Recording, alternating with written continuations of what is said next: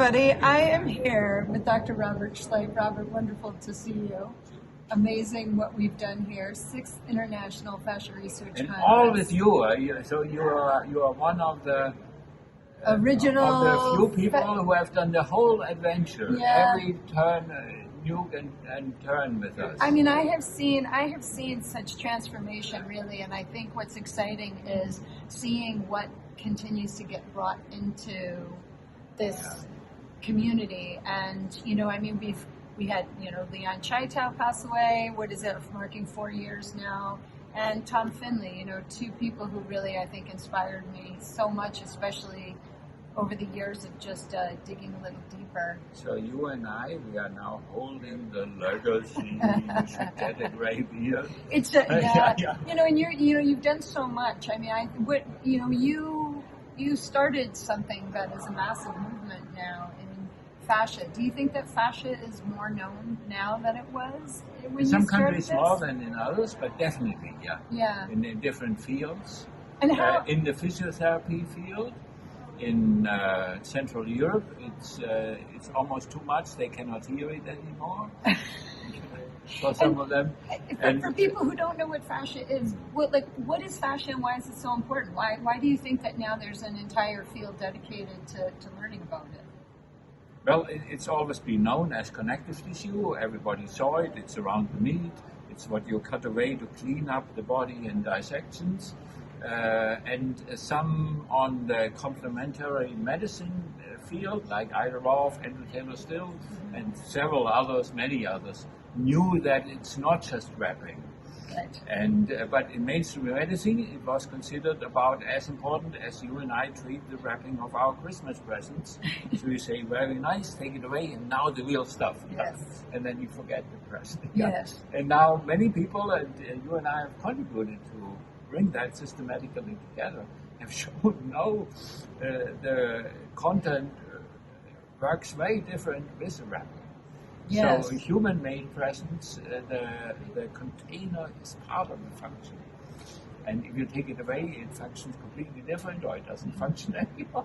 Well, and I think what's interesting is because for so long we're talking about fascia as a tissue, and now they're saying, well, you said it a long while ago, it's an organ, it's a sensory organ, and now it's also, for me, I think of it as a system of stability. It's an integral system that is stabilizing, supporting everything, not just our posture, but our cells. That cells need a stable environment to function, and isn't this then worthy to experiment on and to understand more deeply? Because if we're going to understand really the behavior of a cell is reactive to its environment.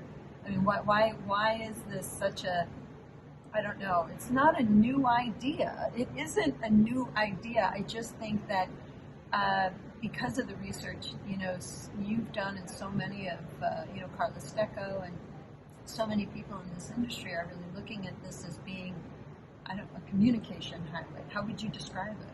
Well, it was always known to smart people that it's more than wrapping, but Eiderhoff thought it's mechanically important. And now we find out it has many more functions. So now we know it's our richest sensory organ.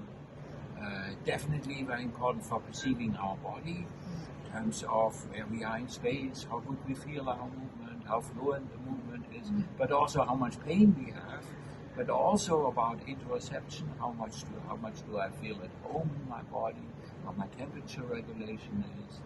And but probably there are much more functions that we are not yet aware of. So I think probably all the functionally important system, they are using the wrapping for part of their function or for the majority of their function. So in terms of our movement coordination, any good sailor, they would put their sensors on the surface and not on the center, because there you get the slightest movement.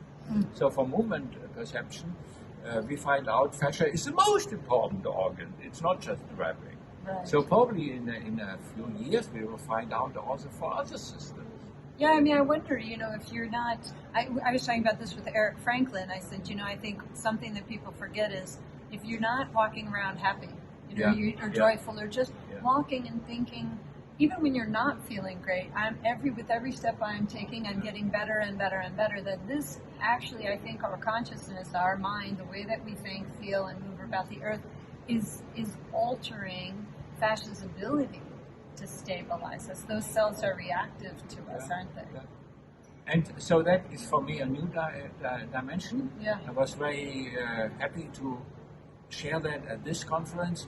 The connections between fascia, emotions, the autonomic nervous system in its interaction with the immune system. And most clinicians are aware of that, and they're very sure that there are connections. But when you go in the research literature, it's very quiet. Yes. Yes. So we did the first study that I was able to share here on depression, and they showed very strong links.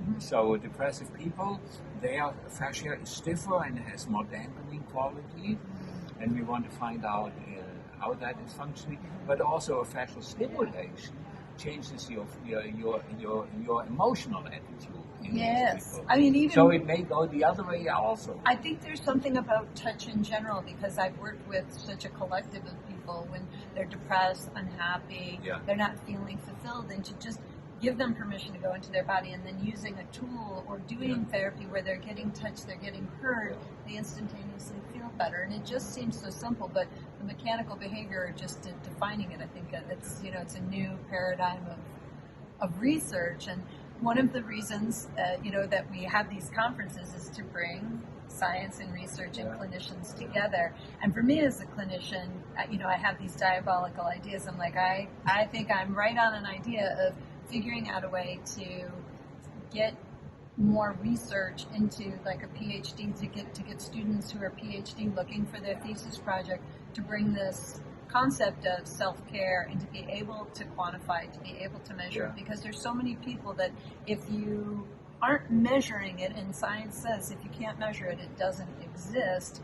And here's the big quandary, and I tried to ask this question to Dr. Peter Friedel, is this frequency that fluids have in the body, and is it not something that we're still not fully researching, is what happens through depression, through movement, with the fluid flow of this system, the dynamic matrix of it. And I kind of feel like if the fluids in your fascia aren't moving, if there is this unnecessary stiffness, couldn't this be the very thing that's causing immune issues, depression, and just the lackluster of a body? That's an article that has been quoted several times here. I saw it 3 times, and it's high on my list. I had it in my little presentation from Turkey, which is part of Jay Shah's group, and they looked similar to Hodge's model. How is fibrosis co-activate or interacting with local inflammation, with lifestyle factors, and with systemic inflammation? But this new article from Turkey, from Jay Shah's group, puts the stasis, the stagnation of the body fluid, microcirculation, lymph, ground substance fluid, including the conduit from Friedel, as the centerpiece. So how much local inflammation you have, how much pain you have, how much fibrosis you have, the main factor is how much do your fluid tissues are stagnating or not. Yeah, is it profuse? And then your rollers, your balls, but also fascial movement, bouncing movement, exercise, nutrition, breathing, so the stagnation of the fluids in your body seems to be a driving factor. So I was very happy to see that article several times here. Yeah, I think we're on a precipice now. I think, this is a lot of years that you guys have been really pushing so many different new research papers, and I feel like something is I feel like we're kind of at the top of something looking over, and I'm excited to see what happens in New Orleans in 2025. And with your balls and rollers, I have an idea. So we can measure microcirculation, so that's only the blood flow, but in the tiny vessels. And there we see how much stagnation is there. And now Antonio Stecco shared here his MRI technique, very expensive, T1 row technique, where he can compare how much free water and how much bound water related to Gerald Pollack. Yes. And there we can see how much stagnation. So here, for the last 2 days, I haven't left the hotel. You should beat me. So I preach healthy movement, and Yes. I've stayed inside all day. All day for So 3 if you days. measure me here in my brain, That's probably I'm stagnant. Yes. And Yes, I mean, I've been here for 3 days and I wear an aura ring, and I think my some of my numbers have gone like this, and I'm like, it's because I haven't moved around and I'm inside. I need to get out there. And so we can measure that. I think that's a big thing, right? So how much is the water in you like little creeks, Mm-hmm. and where is it stagnant? Yes. And then you can eat as healthy as you want. Yes. You will be poisoned, you will be pro-inflammatory, you will be stagnated, and your brain will be stagnated. Well, I'm excited to see if we actually eventually bring more neuroscience, Yeah. more about nutrition, and how that relates to fluid perfusion, because I really do think that, you are what you eat, and also sleep and sleep deprivation and what that can do. And I think it really brings a source of pain to people. I think you're going to increase pain. I hear a lot of people say that before they go to bed, that's when they really feel their aches and pains. And I say, well, when you're conscious, your sympathetic nervous system is going and thinking everything, but when your nervous system gets to settle down and go inward, it's like, ow, ow, ow, ow, That's ow. the perfect time to do some stretching. That's and it. Self-myofascial release. A little bit just before you go to bed. I think it's a new turning point. I think it's a paradigm for people. So I've got one last question for you. I've asked everybody this. If you had to tell anybody listening to this, what's one thing that you believe that we do every day, just one thing that you think people could do today to make their day better tomorrow? What's like some advice that you would give somebody to live a better life?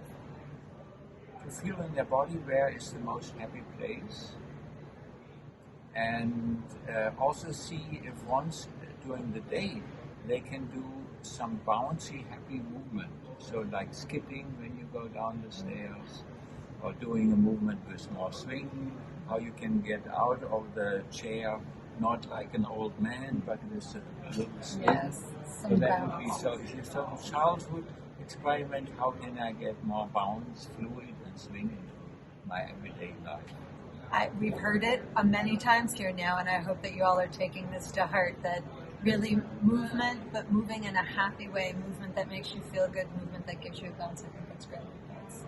Robert, It's fun with you. such Yeah, a pleasure yeah, to yeah. see you. I'm super excited to see what happens in 2025, and I'm gonna hustle. I'm gonna see if I can get a I want pilot to see study. you on the stage. Yes. Yeah, I think it's time. it's a problem. Woo! You saw it. It's right here. We're saying it. Thank you, Robert, for everything that you do. Thank you. Bye, everybody.